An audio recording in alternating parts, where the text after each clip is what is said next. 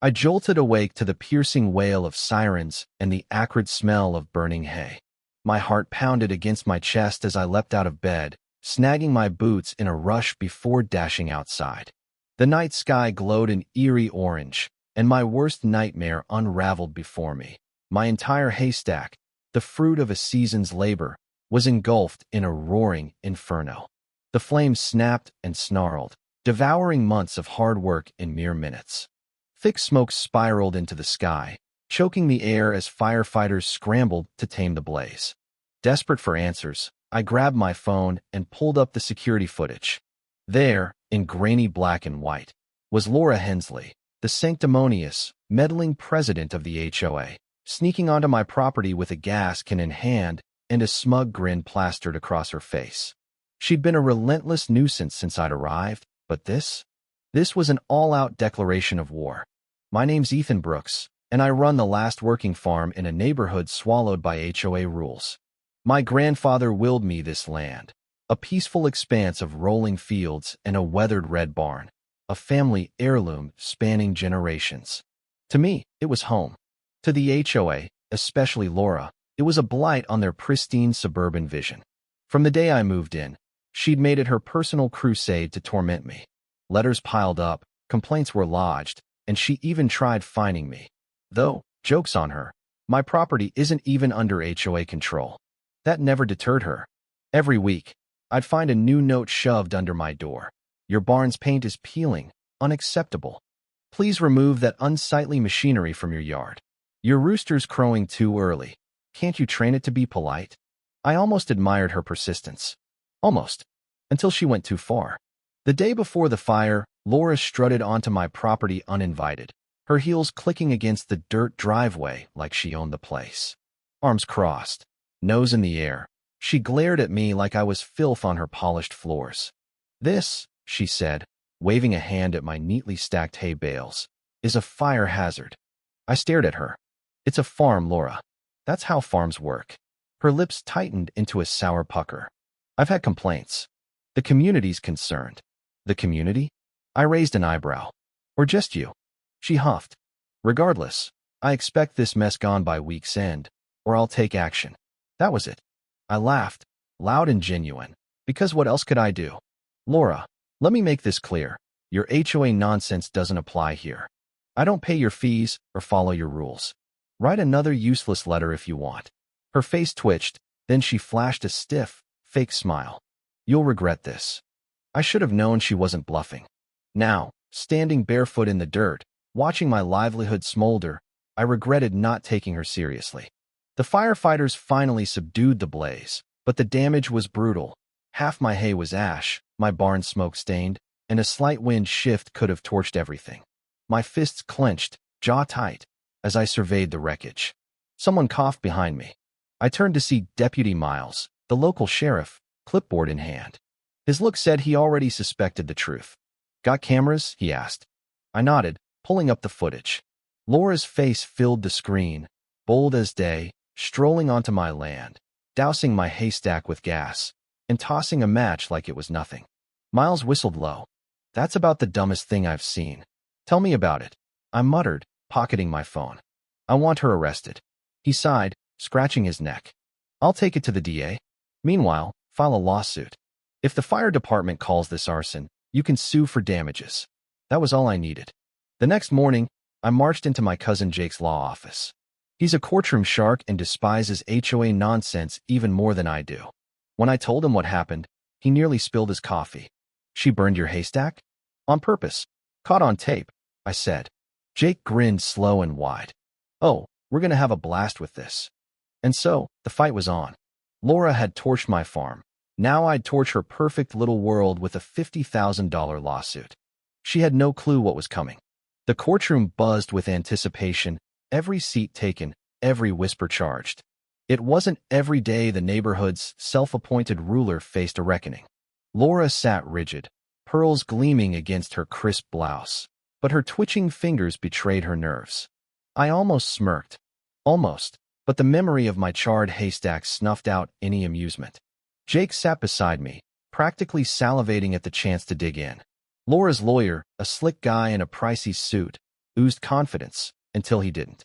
He'd clearly spent more time perfecting his smirk than preparing a defense. The judge entered, silencing the room, and the trial kicked off. Laura's lawyer jumped to denial. My client had no part in this alleged fire. It's a vendetta to smear a respected community member. Jake snorted. Respected? Your client's on video committing arson. The lawyer waved it off. Grainy footage isn't proof. It could be anyone. Jake opened a folder with flair. Actually, we've got high-res video from multiple angles. Exhibit A. The bailiff plugged in a USB, and the screen lit up. Laura, gas can in hand, clear as daylight. The room went quiet. Laura paled. Her lawyer's smirk slipped. Someone chuckled in the back. The judge leaned forward. Ms. Hensley, care to explain? Laura straightened, throat clearing. That video's fake. Jake sighed. We figured you'd say that, so we've got a neighbor who saw her sneaking onto the farm that night. The judge eyed Laura's lawyer. Disputing the witness too? The lawyer faltered. Laura didn't. This is absurd, she snapped. That farm's a disgrace. I did what the neighborhood wanted, but wouldn't admit. Murmurs erupted. Her lawyer winced, but Jake pounced. Interesting. You said enforce the rules, but you've admitted Ethan's land isn't under HOA control. What gave you authority over his farm? Laura floundered. I was protecting the community. Jake grinned. Is that why you threatened others with fake fines? I've got residents saying you siphoned HOA funds for mandatory improvements. The judge's gaze sharpened. Is this true, Ms. Hensley? Laura's lawyer stood, sweating. Your Honor, these claims are baseless. Jake slid over bank statements. Here's proof. HOA money funneled to Laura's personal account. That broke her. HOA board members in the gallery whispered furiously, distancing themselves. Laura scanned the room, trapped. The judge sighed. I've heard enough. The court finds the defendant guilty of trespassing, property destruction, and arson. Laura flinched. Ms. Hensley will pay the plaintiff $50,000 in damages. Her lawyer slumped. And, the judge added, due to evidence of financial misconduct, I'm referring this for further investigation. Laura exploded. You can't do this. I made this community. Sit down, the judge snapped. She sat. Jake whispered, better than expected. I nodded. Laura was let out, dazed. The HOA cronies slipped away, plotting damage control. I'd won. My farm was safe, my losses covered, and Laura faced justice. Word spread like wildfire. Laura Hensley, the HOA tyrant, wasn't just beaten, she was under fraud investigation. Neighbors who'd cowered under her petty fines now smirked in the grocery aisles. The HOA board ousted her in a panic, but the cracks were showing. People questioned missing funds, filing complaints about her absurd penalties, faded mailboxes, tacky gnomes. The HOA was imploding, and the community she'd ruled was breaking free. It was sweet justice, and I watched it unfold with satisfaction. Laura tried to play it cool post-trial, chin high, but reality hit fast. Her accounts froze, her house foreclosed. The woman who'd preached suburban perfection was soon boxing up her life, yelling at a bank rep in her driveway. I drove by, catching her glare, still fiery, but powerless. She said nothing. She'd lost. With Laura gone, my farm breathed easier. No more ambushes, no notes, no cow complaints. The air felt lighter. Weeks later, at the feed store, I saw her again, behind the counter in a polo and khakis, scanning feed bags for a chatty farmer. Her jaw was tight, her grip on the register fierce. I browsed, savoring it. The queen who'd sneered at my life was now serving it. At checkout, I smiled. Fancy seeing you here. Her nostrils flared. What do you want, Ethan? Just supplies. Farm life, you know. She rang me up, each beep dripping with fury. $32. I handed her my card. This job suits you, helping folks you used to judge. Her grip tightened. Receipt. Nah, I trust you're keeping it honest this time. Her eye twitched. I left, grinning. The neighborhood shifted. Fines stopped, events loosened up, someone even threw up a giant inflatable Santa. My farm thrived. New hay, fixed barn, happy animals. I added a sign. Laura's bonfire haystack, donations welcome. It became a local hit, a jab only she wouldn't laugh at. One day, she pulled up as I fixed a fence.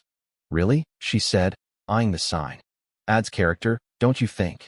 She sighed, deflated. You win, Ethan. I won when you struck that match. She gave a dry laugh. Losing everything woke me up. I studied her. New leaf. Something like that. I'm learning to butt out. It's a start. She nodded, drove off. Maybe she'd changed, maybe not. Either way, it wasn't my fight anymore. I got back to work. Hay to stack, fields to tend, peace to enjoy.